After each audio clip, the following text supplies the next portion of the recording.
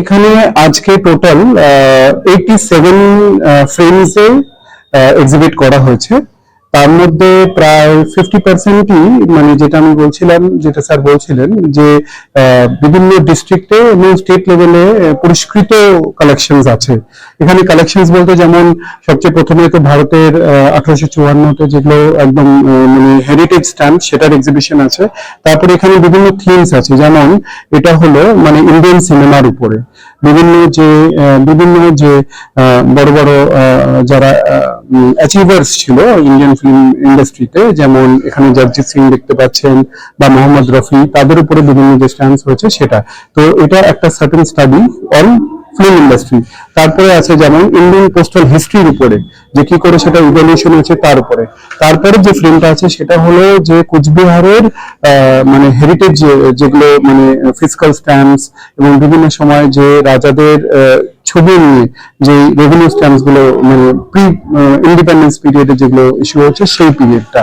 তারপরে আছে আরো বিভিন্ন রকমের ক্যাটাগরি, যেমন এখানে আছে হলো মিউজিকের উপরে, যা মিউজিকের বিভিন্ন রকমের যে আইটেমস আছে, গিটার, সিতার, তার এবং তবলা, তাদের বিভিন্ন উপরে এখানে আছে। আবার এখানে যদি আমি এগিয়ে যাই, তারপরে এই সাইডটা আবার কিছুটা কম্পিটিটিভ ক্লাস আছে। আবার ওইদিকে যেমন মানে চায়ের উপরে আছে, যে চা ওটা একটা মানে ক্যাশ ক্রপ, যে ওটা কি করে ইভলভ হয়েছে এবং ওটা নিয়ে কি করে বিজনেস হয় সেটার উপরে। তারপরে আছে হলো ভারতের প্রি ব্রিটিশ পিরিয়ডটাতে বা ব্রিটিশ পিরিয়ডটাতে যে স্ট্যাম্প গুলো ইস্যু হয়েছিল, king George the fifth, king George the six, queen Elizabeth, এরকম ভাগ ভাগ করে স্ট্যাম্প আছে।